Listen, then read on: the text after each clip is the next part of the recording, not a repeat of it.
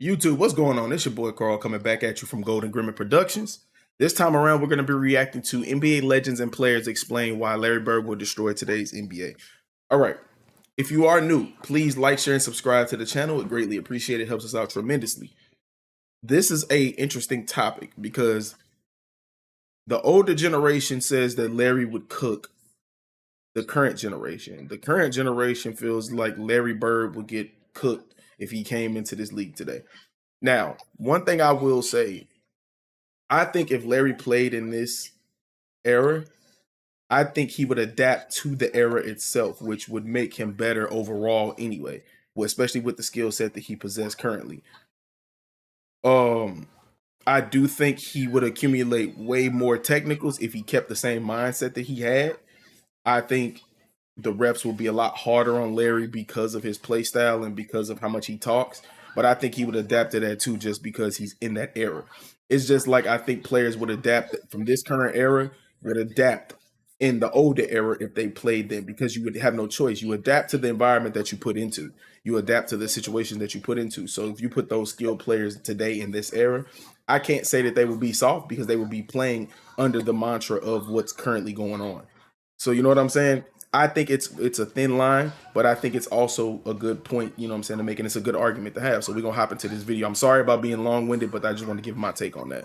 Imagine a prime Larry Bird in today's NBA. This is the most intriguing player for this type of series because he will fit so well in today's era. He is a complete package of what you want in today's NBA. Larry Bird had many ways to impact the game, and his IQ was remarkable. You could argue he had the highest basketball IQ in NBA history. The most underrated part of Larry Bird's game for me was his defense. He led the league in defensive win shares 4 times and finished second twice. Only George Mikan, Bill Russell, and Tim Duncan have more seasons than him as league leaders, and only Hakeem Olajuwon is tied with them. Despite his reputation as more of an offensive player, this actually puts him in the company of some of the greatest defenders in NBA history. He also made 3 all-defensive teams. Sure, he wasn't a lockdown defender like Dennis Rodman in one-on-one situations, but he could hold his own and was great at reading passing lanes for steals, so he wasn't a liability, which was one of the biggest myths. And to prove that Larry Bird will dominate in today's NBA, there are players like Nikola Jokic and Luka Doncic who are thriving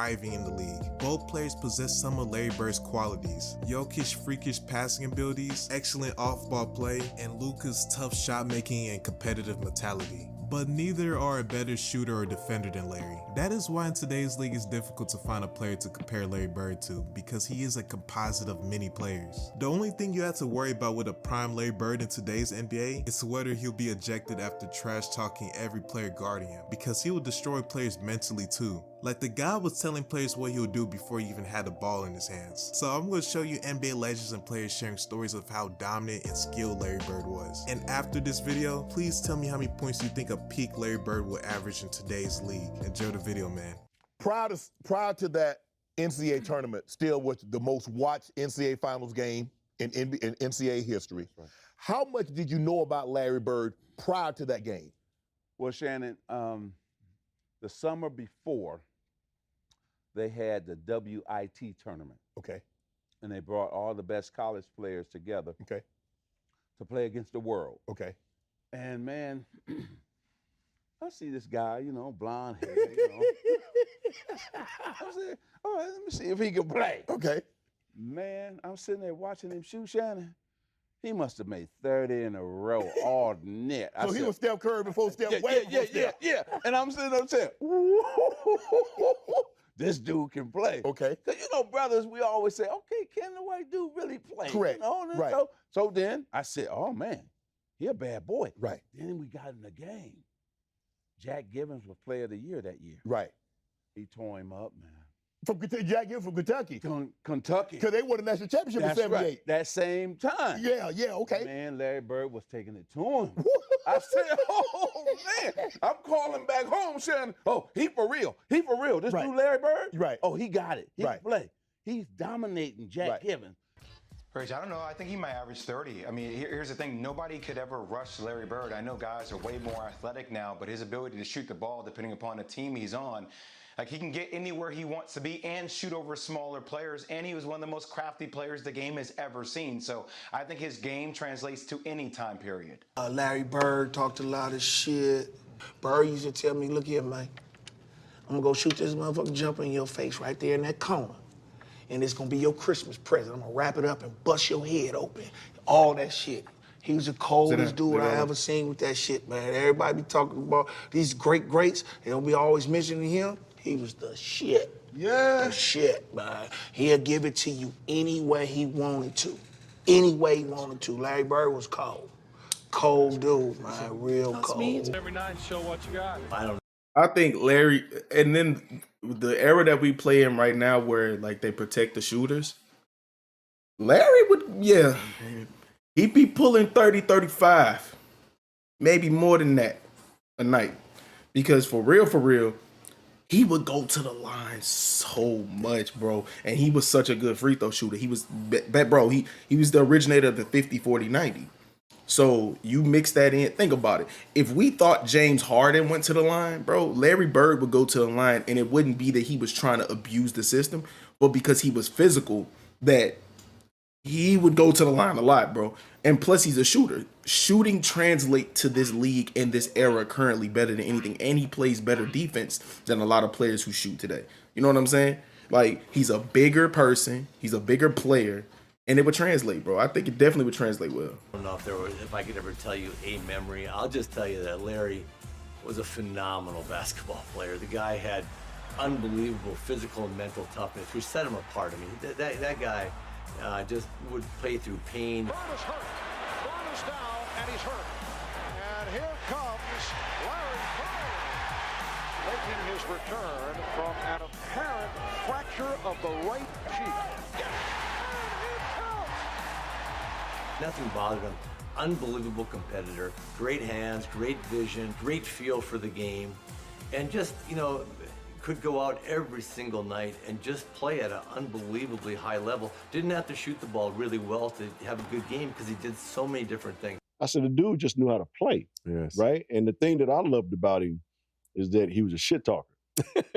And I wish you would have got a chance to play against him, Robert, because I swear to God, you'd have loved playing against him because the dude would just tell you where he's going, shoot it in your face, talk shit to you, and run back down the floor. Yeah. And he was just one of those guys that, you know, he just had it. You know what I mean? Yeah, he had it, and I saw it in college, and obviously saw it a whole lot closer when we get a chance to play against the Celtics. He was the biggest trash talker back in the day, but he would back it up. The first guy there, he was the last guy to leave. He wore that body out with the jumpers and the running and the movement and the concentration and the focus and the discipline and the sacrifice. He had it all. He wanted the light on him. He wanted the focus, and he wanted that ball. And if it ever got to the point where Casey Jones, a coach who we just loved and would do anything for, if Casey would ever call somebody else's play, Larry would just say, no, I'm shooting this ball, and he would. 2 seconds on the shot clock. Bird wants a three out of it, and he gets it. Now, growing up in Boston, people all used to always talking about that he can't jump, he can't do this, he can't do that. And, you know, a lot of my friends was like that, you know.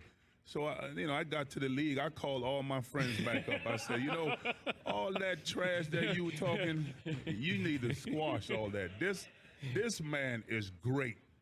He can, whatever you were saying for a man who can't jump, he's demolishing everybody. So your guys are saying, how can you let this guy? Oh, he's doing it on everybody. He's doing it on everybody. He's doing it on the best defensive players in the league. I have to give the edge to Bird. I mean, he can get his own shot off. He can get his teammate. Basically, what Magic did, he was able to do, plus be an offensive threat all the way out to the three-point line. That's an incredible asset.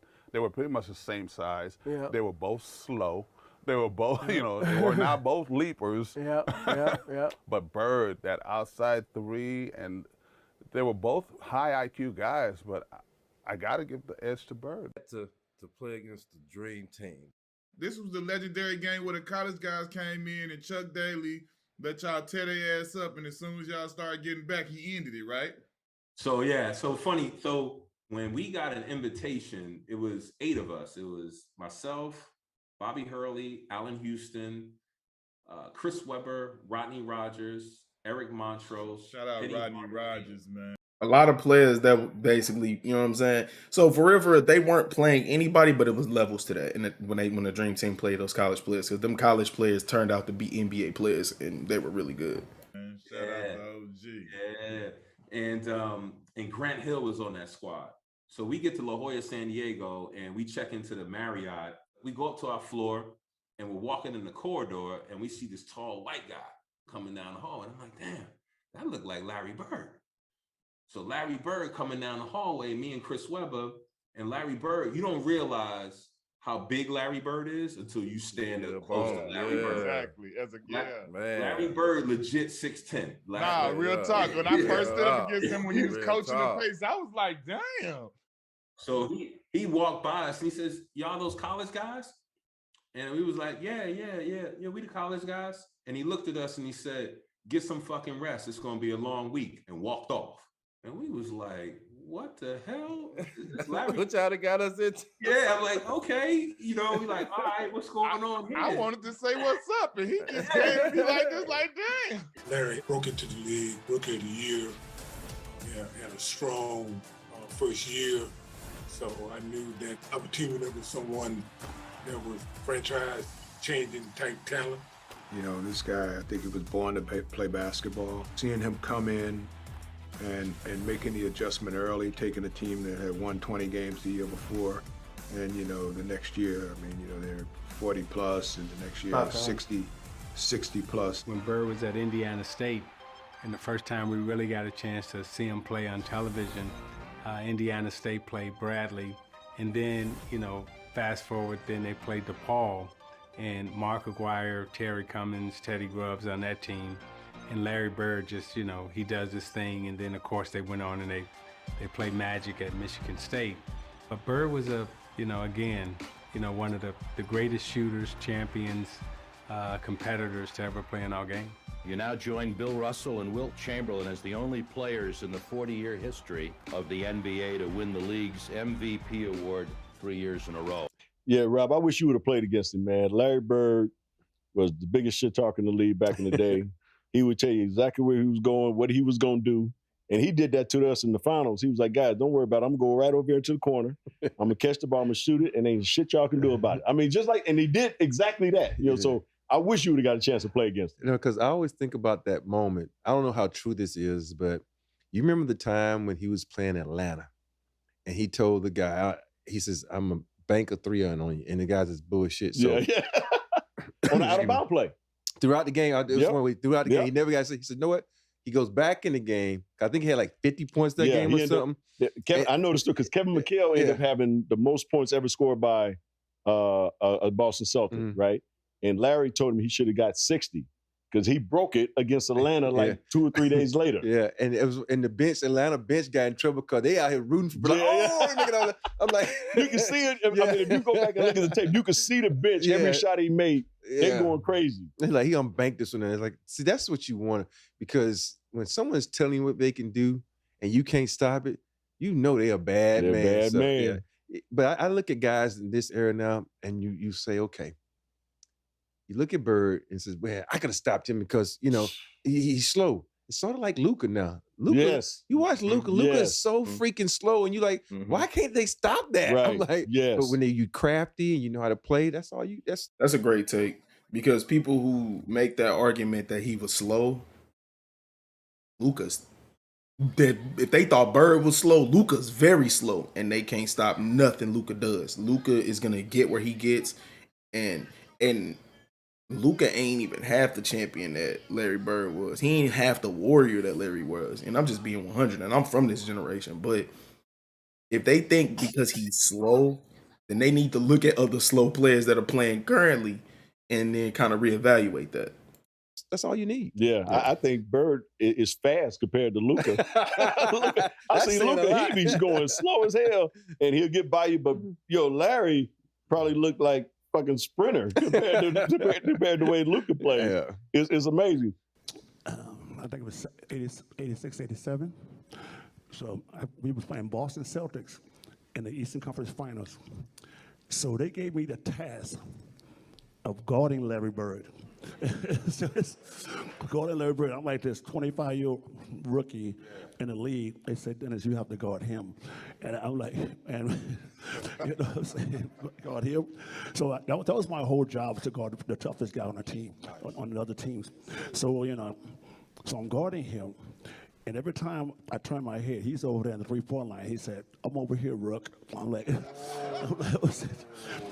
you know, I got to go out there and run out there like a dumbass. Let's go out there, try to contest him. He'll hit the three. I'm like, okay, da-da-da-da. I remember the Portland game. It was, I think it was Super Bowl Sunday. We were playing the Portland Trailblazers. He had like 52 points or something like that. We were down 3. He's a remarkable, crazy three-point shot. He was leaning. And I was like, there's no way he's going to hit the shot. DJ again to make the inbounds pass. The double team and Bird. Larry, fake, fall away. All right. He's leaning, falling, gets his three-point. I'm like, this guy's amazing. One thing I do remember now, this is practice, is I'm making a backdoor cut, and Larry actually spun the ball. Like, I had never dreamed of spinning the ball. He back spun the ball, bounced out in front of me. I about pulled a hamstring because I thought the damn ball was going out of bounds. It popped back up and it hit me in my hands. He just said, you get open, I'll hit you. And I went like, oh, okay then. I was like, that I do remember, because I remember thinking, I'm gonna try that spin pass. I tried it once and said, I'm not doing that ever again. Like, I threw it out of bounds. Off of the ball. Back to Larry Bird, to McHale. What a pass. Man. In the league at that time, do you have a feel for who players felt was the better player between those two? To be honest with you, the black players gravitated to Magic and the white players gravitated to Bird. Yeah. You know? Yeah. And the people with sense could see the difference. You know, and it wasn't about color or anything else. It was, hey, this guy here can ball. Yeah. And that's why we used to always look at Bird as like, maybe he's not white. You know, in a little bit of a way, because he's got a lot of swag. Yeah. Before the word was really hot. Played in the Garden. I got checked in the game, and Larry Bird was just standing there, and I walked right up to him, was like, "How you doing, Mr. Bird?" I'm you know, and then he just had his hands on his hip, and he doesn't even look at me the whole time. He looks at Paul Westphal because they were teammates together, and he go, Paul, I know y'all ain't got this fucking rookie guarding me right now. You got to be fucking, and I got my hand out. My hand is still out, so I'm just like, oh well. Somebody come guard 33 because I think I'm a guard. Like for him to talk trash and never even icon or talk to me, I was like, ooh, this dude is dangerous.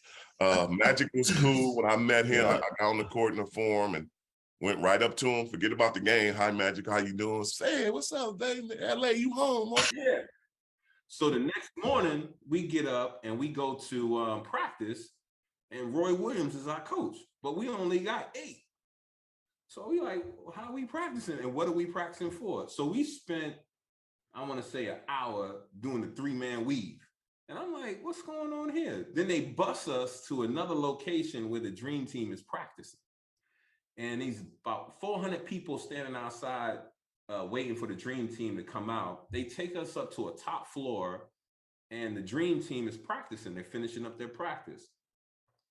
And then they say, all right, get loose and stretch out. We're like, okay, we playing? They're like, yeah, we're going to play next. So we get out the gates, like the first 15 minutes, we kicking their ass. we running them all out, Bobby Hurley in the lane, killing John Stockton. So they stopped the game and turned off the score. I think we were up like 72, 66 or something, 64, something like that. We lit their ass up, and then something happened. We're sitting there, and we get back to the hotel. Rodney Rogers says something to, it's a group of them. It's Larry Bird, Magic Johnson, and everybody's shooting the shit. And Rodney Rogers said, hey, Larry, you ain't hit a jumper since 84. Magic heard that shit.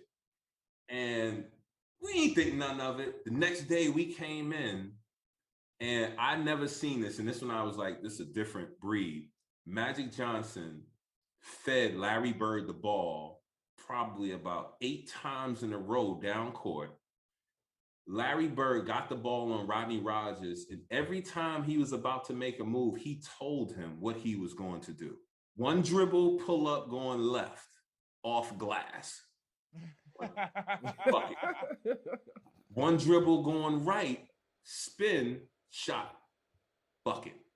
He scored 9 times or 8 times in a row, left the court to go lay down because he couldn't sit on a bench. He had to lay down because of his back. And said, young fella, look like 84, huh? Last time he made So I'm sitting there and I'm like, wow. I said, so that's they kicked our ass for the rest of the week.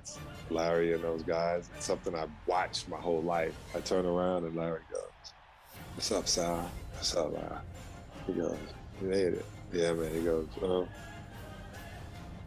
"Y'all not double teaming?" I said, "Nah, just me on you." He goes, "For real?" I go, "Yeah." Yo, mouse in the house, mouse in the house. And he runs down to the post and posts me up.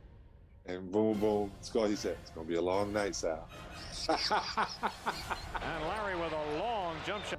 We up 1, and we come out of the huddle, and Bird looks at me, and Kent Benson is guarding Bird.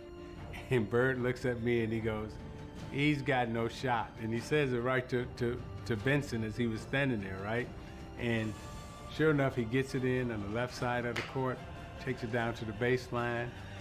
All right, here's Dennis, gets it into Bird. Larry, a runner. Got it! Ball game's over, Boston wins. Knocked it down, they win by 1. He walks off, he goes, "I told you, you can't put him on me." He said, "You better get somebody else who can guard me." So guys, I hope you enjoyed the video and tell me how many points you think a prime. Hey, bro, Larry was a menace, dog. Like, bro, he talked crazy to people, but it's the fact that he could back it up. So I respect it because it's like I think his game would definitely translate, if not be better. We're going off of what we see from back then, but I think if he played in today's era, he would adjust to it. And my God, he'd probably shoot so many threes, bro. Like, and my thing is, like, he was such a good shooter. He had such a good shooting form, bro. It was nothing they could do. They would be fouling this man like crazy. Now, he'd have to watch the trash talk because they would definitely tee him up like nothing. But I've enjoyed this video, man. It's your boy Carl from Golden Grimmett Productions. Until the next one, peace.